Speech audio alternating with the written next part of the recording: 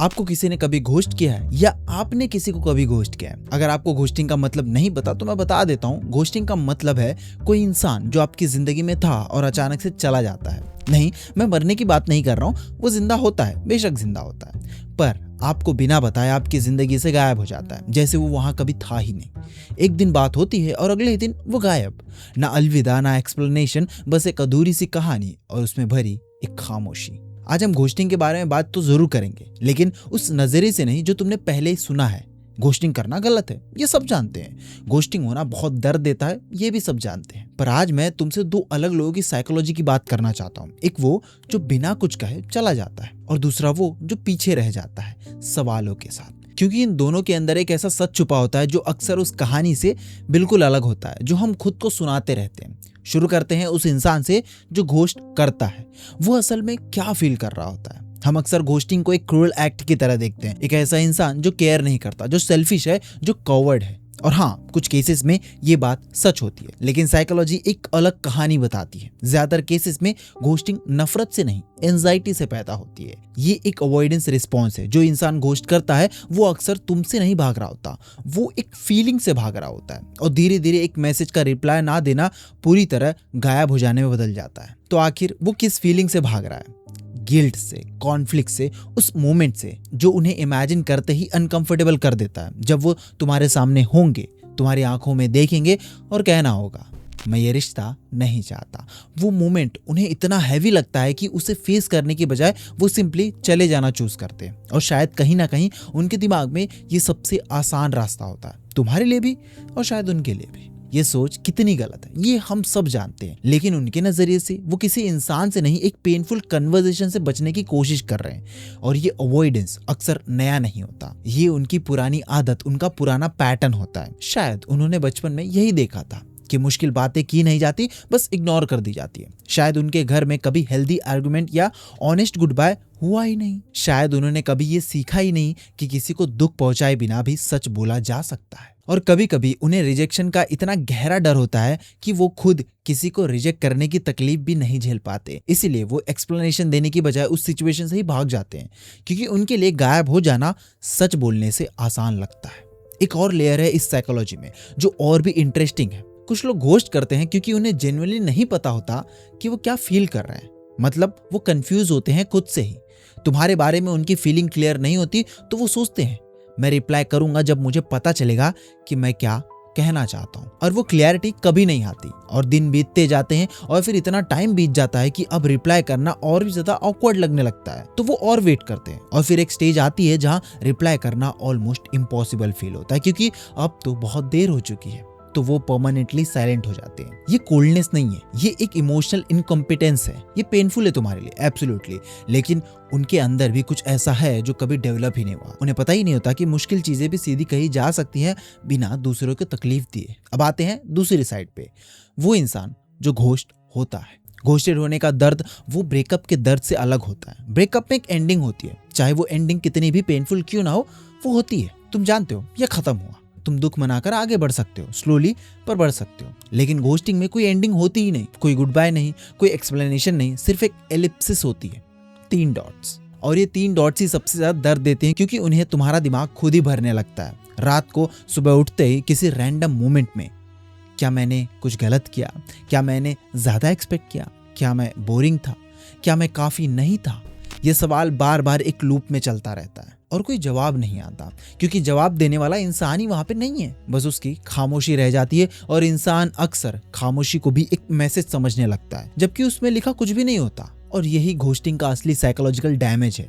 वो तुम्हारी self image पे अटैक करता है। किसी ने तुम्हें कुछ बुरा नहीं कहा, लेकिन तुम्हारा दिमाग खुद से ही वो सब कहने लगता है। तुम खुद ही अपने वकील बन जाते हो, खुद ही अपने खिलाफ केस तैयार करते हो। हर बात, हर मैसेज, हर मोमेंट को दोबारा देखते हो, जैसे कहीं कोई सबूत मिल जाए जिससे साबित हो जाए कि गलती तुम्हारी थी। क्योंकि तुम्हें एक रीजन चाहिए, एक एक्सप्लेनेशन चाहिए, एक एंडिंग चाहिए। और जब वो बाहर से नहीं मिलती तो इंसान उसे अंदर ही बना लेता है, चाहे वो एक्सप्लेनेशन उसके खिलाफ ही क्यों ना हो। साइकोलॉजी में इसे एम्बिगुअस लॉस कहते हैं। एक ऐसा नुकसान जिसका कोई क्लियर एंडिंग नहीं होता, कोई अलविदा नहीं, कोई जवाब नहीं, बस एक इंसान है जो था और फिर नहीं रहा। और अजीब बात यह है कि एम्बिगुअस लॉस अक्सर नॉर्मल लॉस से ज्यादा दर्द देता है। क्योंकि जब एंडिंग ही क्लियर ना हो तो दिमाग उसे एक्सेप्ट ही नहीं कर पाता, और इस क्लोजर के बिना दुख का एक हिस्सा हमेशा वहीं अटका रह जाता है। वो पूरी तरह बाहर नहीं निकलता, वो अंदर ही अंदर जिंदा रहता है, एक अधूरी कहानी की तरह जिसका आखिरी पन्ना कभी लिखा ही नहीं गया। और इन सब के ऊपर एक और चीज होती है जो बहुत ही क्वाइटली तुम्हारे साथ होती है। तुम्हारा नर्वस सिस्टम एक लेसन सीख लेता है, एक लेसन जो तुमने कॉन्शियसली नहीं सीखा पर जो अंदर कहीं रजिस्टर हो गया, कि लोग बिना बताए चले जाते हैं, कि एक दिन सब कुछ ठीक लगता है और दूसरे दिन अगले ही पल इंसान नहीं होता, कि कनेक्शन चाहे कितना भी रियल लगे सडनली वैनिश हो सकता है। और ये लेसन ये तुम्हारे अगले रिश्ते में भी आता है। तुम थोड़ा ज्यादा चौकन्ना रहते हो, थोड़ा ज्यादा साइन ढूंढते हो, थोड़ा जल्दी अज्यूम करने लगते हो कि ये भी चला जाएगा। तुम खुद को पूरी तरह इन्वेस्ट करने से रोकने लगते हो, क्योंकि एक बार इन्वेस्ट किया था और रिजल्ट क्या मिला? दिल टूटा, धोखा मिला, बिना किसी वार्निंग के वो इंसान चला गया। घोस्टिंग का दर्द सिर्फ उस इंसान के जाने का दर्द नहीं होता, वो दर्द तुम्हारे ट्रस्ट के टूट जाने का होता है। तुमने किसी पे भरोसा किया था, अपना वक्त दिया, अपनी अटेंशन दी, अपने इमोशन दिया, और बदले में तुम्हें कोई जवाब ही नहीं मिला। और जब ट्रस्ट बिना किसी एक्नॉलेजमेंट के टूटता है तो वो एक अलग ही तरह का जख्म बन जाता है। क्योंकि दर्द सिर्फ इस बात का नहीं होता कि कोई चला गया, दर्द इस बात का होता है कि तुम्हारी फीलिंग्स इतनी भी इंपॉर्टेंट नहीं समझी गई कि उन्हें एक एक्सप्लेनेशन मिल सके। और फिर ये टूटना सिर्फ उस रिश्ते तक नहीं रहता, ये फ्यूचर तक जाता है। अगली बार किसी पर भरोसा करना थोड़ा मुश्किल लगता है, दिल खोलना थोड़ा रिस्की लगता है, और अंदर एक आवाज रहती है, अगर ये भी बिना बताए चला गया तो। इसी तरह घोस्टिंग सिर्फ एक रिलेशनशिप खत्म नहीं करती, कभी कभी वो इंसान के अंदर ट्रस्ट करने की हिम्मत को भी तोड़ने लगती है। अब यहाँ एक और एंगल है जो मुझे इस पूरी साइकोलॉजी में सबसे ज्यादा इंटरेस्टिंग लगता है। घोस्टिंग इतनी मॉडर्न चीज क्यों लगती है? क्या पहले लोग बिना बताए चले नहीं जाते थे? जाते थे, लेकिन तरीका अलग था। पहले कोई शहर बदल देता था, कोई नौकरी के लिए दूर चला जाता था, कोई कनेक्शन धीरे धीरे खत्म हो जाता था, दूरियां सर्कमस्टेंसेस बनती थी। लेकिन आज असल में कोई पूरी तरह नहीं जाता। उसका नंबर जरूर तुम्हारे पास होता है, उसकी प्रोफाइल पिक्चर अपडेट होती रहती है, उसका लास्ट सीन दिखता है, तुम देख सकते हो कि वो ऑनलाइन है, एक्टिव है, जिंदगी जी रहा है, बस तुम्हारे लिए नहीं।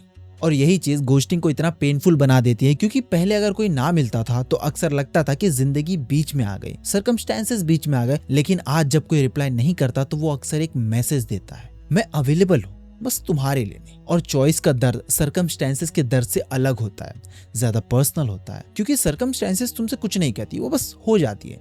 लेकिन चॉइस तुम्हारे दिमाग में एक सवाल छोड़ जाती है, उसने मुझे क्यों नहीं चुना? और शायद इसीलिए मॉडर्न घोस्टिंग इतनी गहरी चोट देती है, क्योंकि इंसान गायब नहीं होता, वो दिखता रहता है, एक डिजिटल भूत की तरह, मौजूद भी और गायब भी। इस सोशल मीडिया ने एक और चीज की है, उसने घोस्टिंग को इजियर बना दिया है। पहले अगर तुम किसी से मिलना नहीं चाहते थे तो तुम्हें कुछ करना पड़ता था, अवॉइड करना पड़ता था, ऑकवर्ड होना पड़ता था। अब तुम सिंपली अनमैच करो, अनफॉलो करो, रिमूव करो, एक बटन, और वो इंसान जो रियल था, जो फील करता था, जो तुमसे कनेक्टेड था, एक स्वाइप में गॉन। इस इरेज ने, इस फ्रिक्शनलेस एग्जिट ने हमारी एम्पैथी को अफेक्ट किया है। जब कुछ करना बहुत ज्यादा आसान होता है, हम उसके कॉन्सिक्वेंसेस के बारे में उतना नहीं सोचते, और घोस्टिंग अब इतनी आसान है कि लोग सोचते ही नहीं कि वो एक्चुअली क्या कर रहे हैं दूसरे इंसान के साथ, उसकी फीलिंग के साथ, उसे कितना हर्ट कर रहे हैं, ये वो नहीं सोचते। तो आखिर में अगर तुम घोस्ट हो चुके हो, मैं तुमसे कुछ कहना चाहता हूँ जो मैं जेन्युइनली बिलीव करता हूँ। देखो, अगर कोई तुम्हें छोड़ के जाता है तो ये तुम्हारे बारे में कुछ नहीं बताता, ये उनके बारे में बताता है, उनकी कायरता के बारे में बताता है। वो चाहते तो वो आपके सामने आकर बातें कर सकते थे, क्लेरिफिकेशन दे सकते थे, एक एक्सप्लेनेशन तो बनता था। लेकिन अगर वो एक्सप्लेनेशन नहीं देते तो इसका मतलब ये नहीं कि आप में कुछ कमी है। किसी के जाने की कैपेसिटी या ना जानने की इनकैपेसिटी वो तुम्हें डिफाइन बिल्कुल नहीं करती, वो उन्हें डिफाइन करती है। और जो लूप तुम्हारे दिमाग में चल रहा है, मैंने क्या गलत किया, मैं कहाँ कम था, वो लूप एक इनकम्प्लीट डेटा पे चल रहा होता है। तुम एक ऐसी पजल सॉल्व करने की कोशिश कर रहे हो जिसका कुछ पीसेस तुम्हारे पास है ही नहीं, और जो पजल इनकम्प्लीट हो उसे फोर्स करके कंप्लीट करना वो सिर्फ गलत पिक्चर बना देता है। कभी कभी क्लोजर बाहर से नहीं आती, वो इंसान वापस नहीं आएगा एक बेहतर एक्सप्लेनेशन के साथ, इसकी उम्मीद छोड़ दो। और मान लो अगर वो आ भी गया, शायद वो एक्सप्लेनेशन इतना सेटिस्फाइंग नहीं होगी जितना तुमने इमेजिन की थी। क्लोजर तुम्हें खुद ही देनी होती है, ये डिसाइड करके कि जो एक्सप्लेनेशन नहीं हुआ वो तुम्हारे बारे में कुछ नहीं कहता, और तुम वहां से आगे बढ़ सकते हो थोड़ा थोड़ा, अपने आप के साथ थोड़ा ज्यादा ऑनेस्ट होके। तुम्हारी स्टोरी में वो साइलेंस एक चैप्टर था, तुम्हारी पूरी किताब नहीं। तुम इस कहानी को फिर से लिख सकते हो।